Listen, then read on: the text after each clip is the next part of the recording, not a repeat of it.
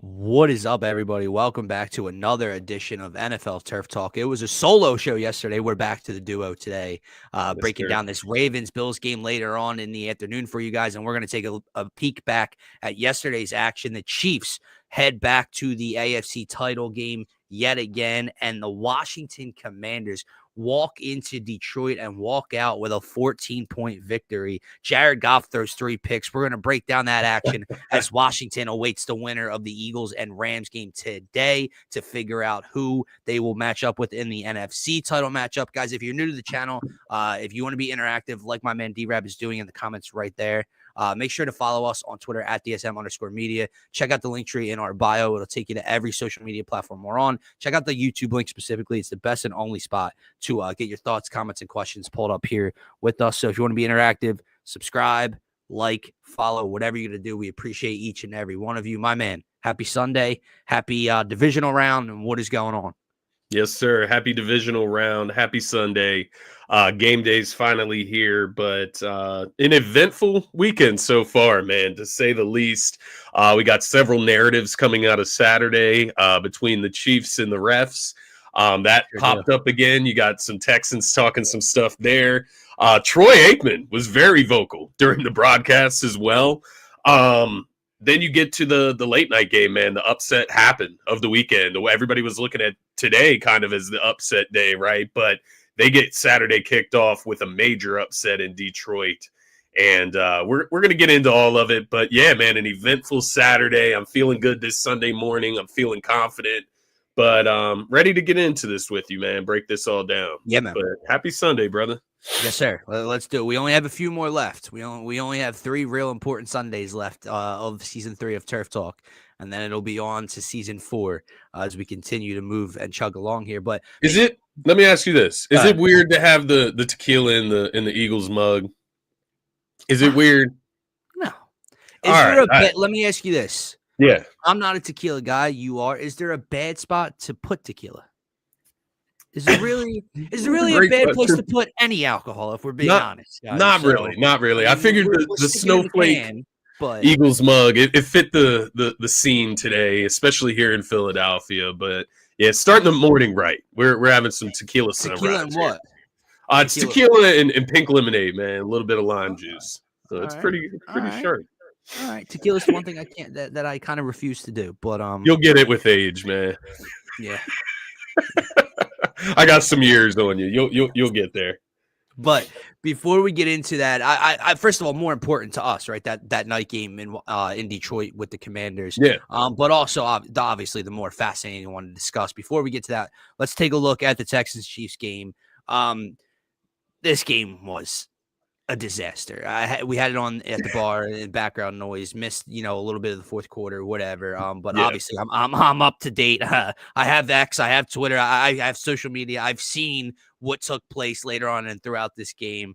Look,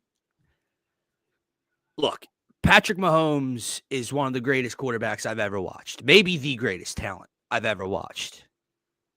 But it's ridiculous. It's way, way, way too much. It's too far. It's unfair. It's bullshit to watch. When you have, like you mentioned, Troy Aikman, Joe Buck was chiming in, the rules analyst and expert they have in the booth there. I mean, Mahomes gets shoved with a pinky. Troy Aikman says something. Joe Buck agrees. And then the analyst comes in and goes, yeah, that shouldn't be a flag. You have a problem on your hands. And when I say you, I mean the NFL.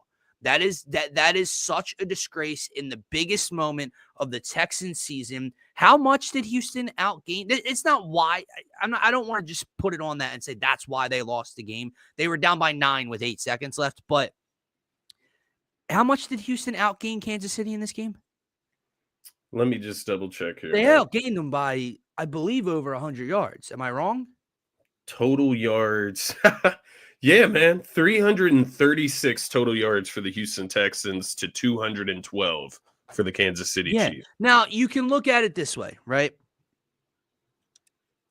That doesn't bode well for the Texans, and it's a tip of the cap to the Chiefs. And what I mean by that is they had 12 points with 8 seconds left. So you had all those yards. you couldn't finish. That had nothing to do with the refs and the flags on Mahomes and all that stuff. So the Texans offense just was not efficient enough down the field, They weren't able to protect early. CJ. That was a big part of it as well. He got sacked multiple times. Yeah, correct. So that was definitely a problem, and it's just another nod to that Chiefs defense, which is just continues to be a problem, and why they are my favorite out in the AFC still. But it's ridiculous, man. That's the first thing we have to get out there is you have to recognize the greatness of Patrick Mahomes, but also understand it's gone way too out of control. Yeah, no, that's exactly what I was gonna say. I don't even know if it's like a full on Kansas City thing. It feels like a Mahomes type of thing, where these penalties, he's just called extremely soft. It's extremely soft calls. It's a little bit of both, right? It starts with him, but it is a little bit of a Kansas City thing. I literally saw a screenshot earlier. I think it was after Kelsey caught the touch. Kelsey standing over a defender that's laying on the ground in the end zone. Any other player CJ Gardner-Johnson got tossed for talking. Yeah. You're not allowed to do X, Y, and Z, but he stood over somebody. And it's just, it's very annoying because here's what it does, Scotty. It takes away from their greatness.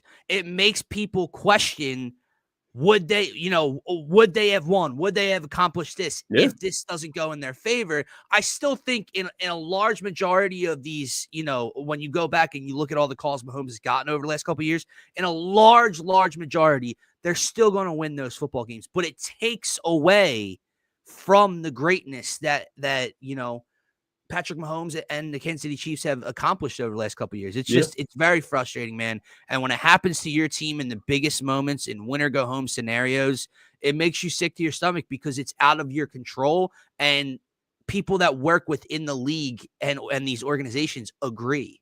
Like that's the biggest problem. Yeah, you have the Houston Texans. I mean, their head coach, you have players calling it out. And I think it is fair at the end of the day when you see some of these calls week to week, year to year that the Chiefs get. But to this point, man, you say, like, I do get your side for Mahomes. Like, in the moment, it makes the Chiefs kind of look like the villain. They are the villain. But it was the same thing for Brady whenever he was in the league. They were literally caught cheating. And Brady's still regarded as the best quarterback ever, right? Up until we get Patrick Mahomes. So it's not even like this is going to stain the legacy at the end of the day. Right. But it is annoying week to week. And it definitely is annoying thinking about potentially going into a Super Bowl and playing the Kansas City Chiefs on a national scale in front of everyone when the NFL has put it out there.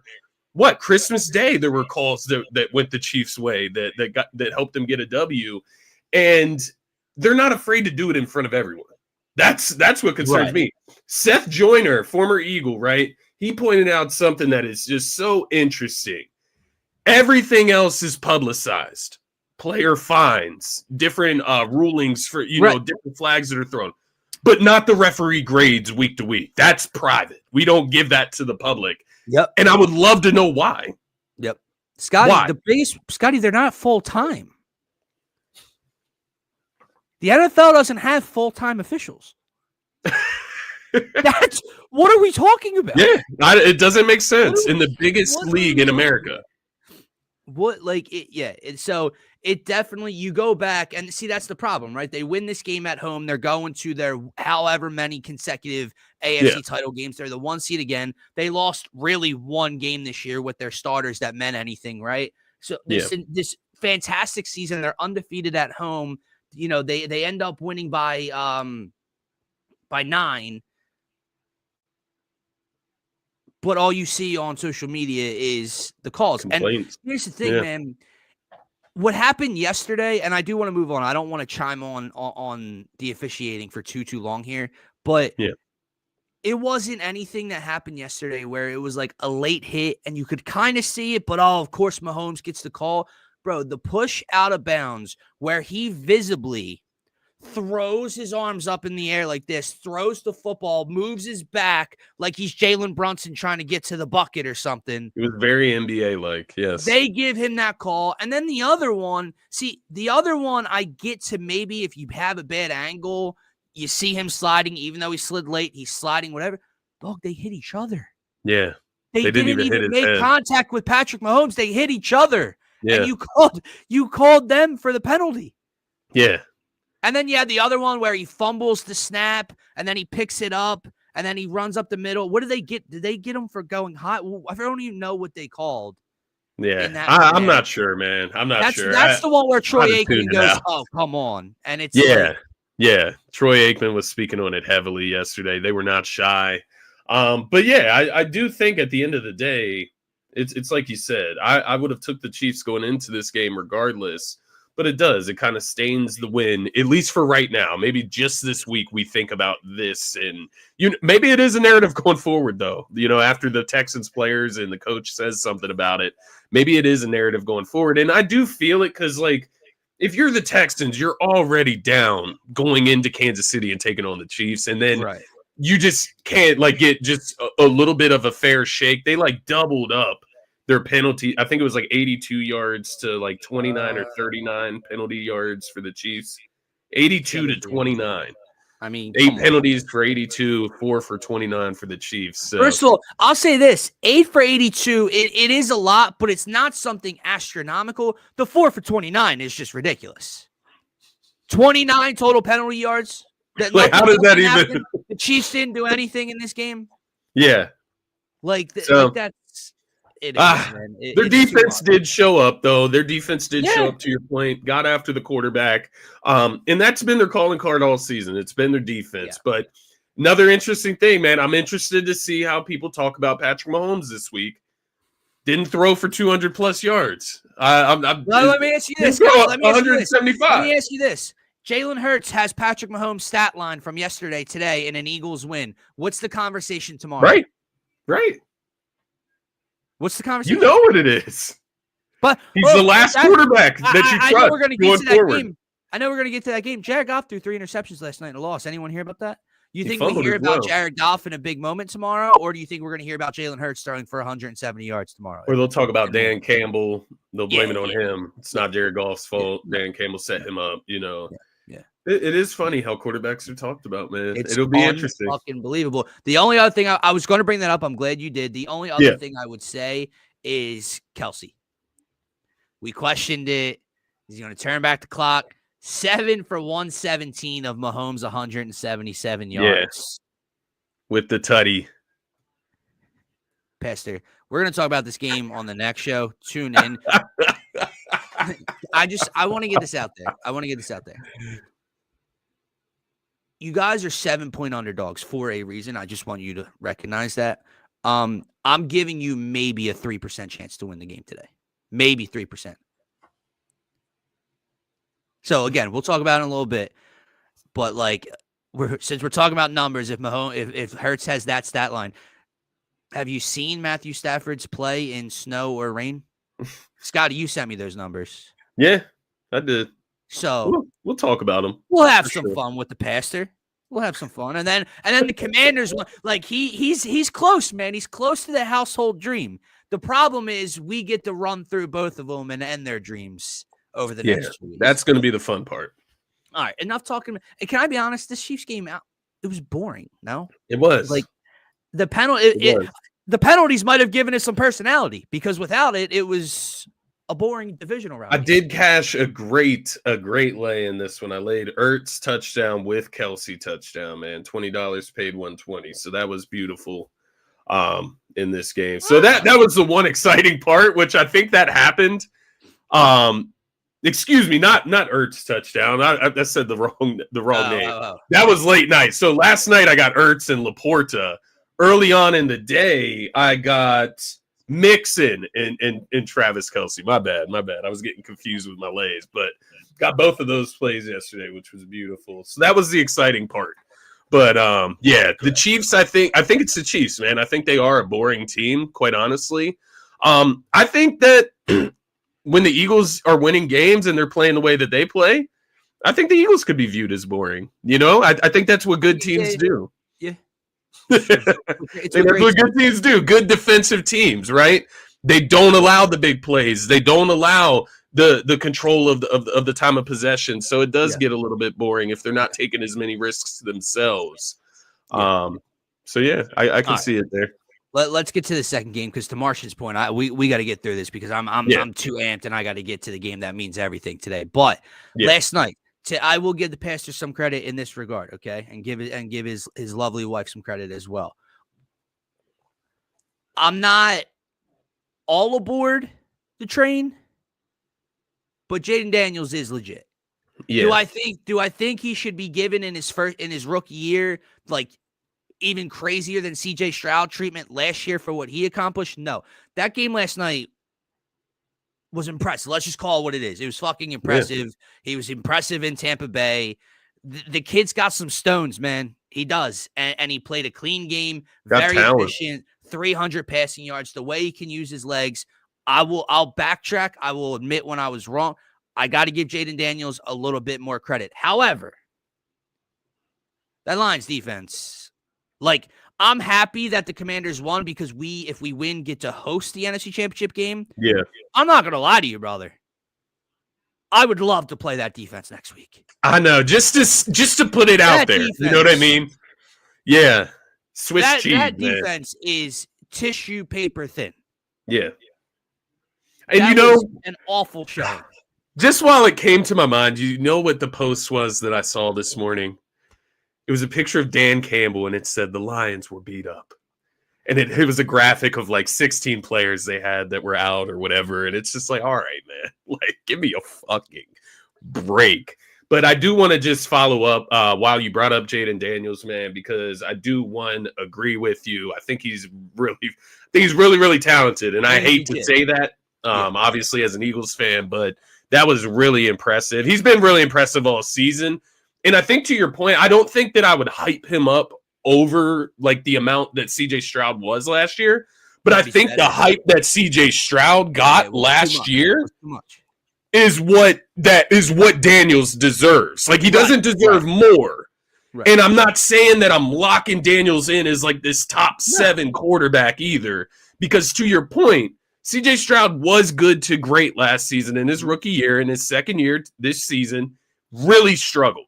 So we know things can change fast in the NFL, but I do think at the end of the day, just to make it clear, I do think he's more talented than CJ Stroud.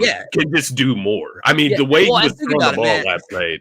I mean, CJ Stroud won a playoff game in his rookie year, and that's kind of what got the hype going. And he won a playoff game this year, and I get it. I mean, in the first year with I'm not going to be disrespectful to Terry McLaurin, but almost like with me and you running routes out there, like the De'Ami Brown and just a shell of Zach Ertz, like that's who's out there for Washington. And that's why, like, I'm still not like afraid of the Commanders, especially coming here potentially.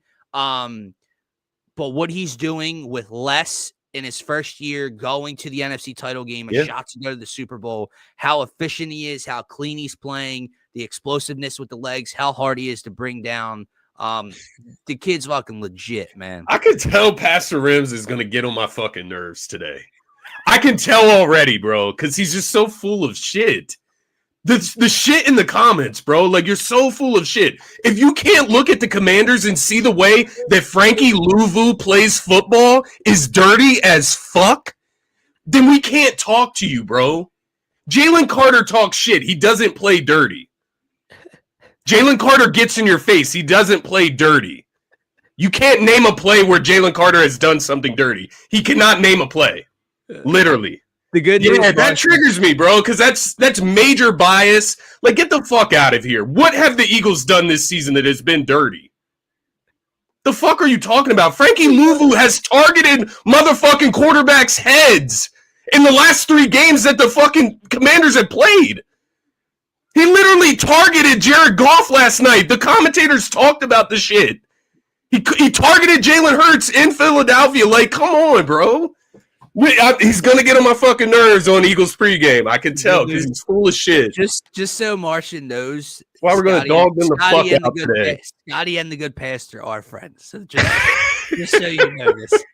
Because Martian's probably we're going to dog the Rams the fuck out today, man. Martian's probably over here like, damn, bro. He got to him. But, all right, let's do this. Jaden Daniels, legit, very impressive. Lions defense, Swiss cheese, disgusting. Bad. Jared Goff, people better be talking about him tomorrow. with the same tone they've talked about Jalen Hurts. 4 like turnovers. they should have been talking about Jordan Love. Like they should have been talking about Justin Herbert. They don't do it. They don't do it. They don't do it. 3 picks in the biggest game of the season, coming off of a bye. Jared Goff shit the bed yet again, and the rookie outplayed him. That's all I got. First of all, as I'll probably kick off the pregame show with this. However, you are what? Let me just here. I'll address it real quick. Okay, I'll address it real quick.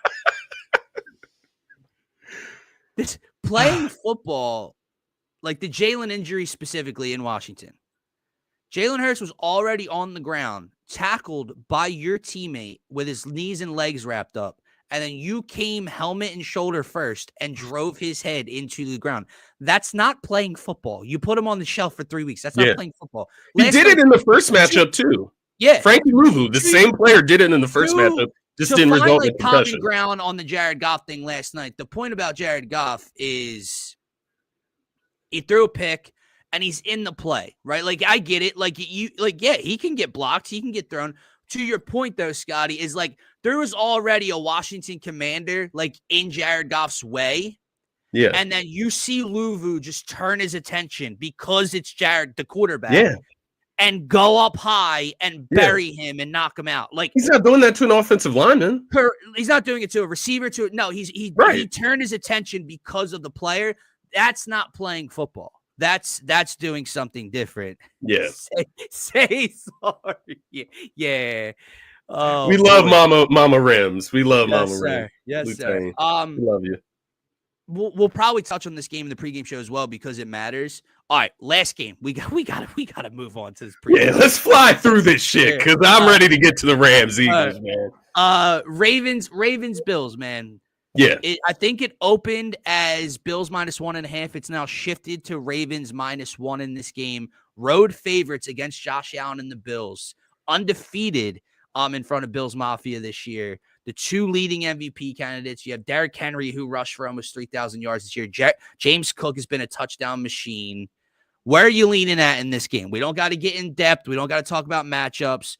Who do you like in this game? Anything you're laying your money on? What are you looking at? Yeah, I'll be honest and upfront with you. I am leaning the Baltimore Ravens in this game. I think at the end of the day, man, don't get me wrong. I think the Bills definitely have a chance being there at home the way Josh Allen's played this year. If he goes Superman mode, right? If Josh Allen puts the cape on today, very well could come out with a W if he has a superhero type of performance. But I think it takes just that. Whereas if you look at the Ravens side of things, Lamar might have a Superman type of performance, but he doesn't necessarily have to. Derrick Henry could go Superman mode today.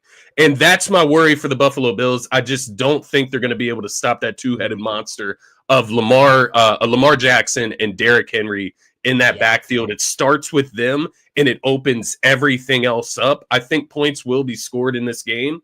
But I guess I trust the Ravens defense a little bit more than the Bills. And at the same time, I trust the Ravens offense a little bit more than the Bills offense. So I guess I just trust the Ravens a little bit more in this one, man. I do lean Ravens. As far as any plays I like in this one, it feels like one of those games where it's the quarterbacks, right? I could see Lamar and Josh Allen getting into the end zone. So I'm just kind of following that trend from yesterday, 2 touchdowns in one game. But I would also recommend just laying them by themselves. Anytime you can get Josh Allen tutty for plus money, it's similar to Jalen Hurts, Lamar, all of it. So I do agree. Look, this Buffalo-Baltimore game it's got to be the game of the weekend, right? Just from a football perspective, for sure. Best matchup. It's obviously a long ways ago in comparison to when we talk about, the Eagles having played the Rams. But then again, it's the same thing as the Eagles playing the Packers all the way back in week 1. There's not much to be left to the imagination. Now, not to say that things can't change. It's a 1-point spread. This is in Buffalo, not in Baltimore. Different, whatever. We've seen it. And what I saw was a 35-10 ass whooping. What I saw was Josh Allen's worst game of the season versus a Baltimore defense that was nowhere near in the gear that they're in right now at that point in time.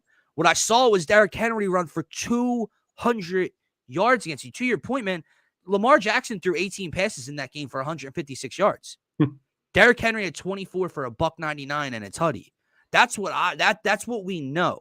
So to say things won't be different or things can't change, that obviously duh. But we've seen a movie like this before. Yeah. And I do think that this Buffalo defense is what worries me a little bit today. You had the first Ravens game where they gave up 35 and they were able to run the ball against them. You have the Rams game where they gave up 44, and that loss came back to haunt them, man. Yeah. So they lost to the Texans in a weird game. Obviously great season for Josh Allen and Buffalo, but I do agree, man. I think it's Lamar's time and Derrick Henry's time to be back against the Chiefs. I see. That's what they both want it. That both teams want this bad. Yeah, then it comes down to talent. Like I don't know. Similar to, it's not as much as the Eagles because Baltimore doesn't have the wide receivers that Philly has, and the offensive line as good a dominant as an offensive line, but it's too much. Yeah. Like, Josh is spectacular. Josh might be the MVP. James Cook is very good. Yeah. And I know you've had success with it this year, but when you're talking about battling Lamar and Henry and Andrews and everything else that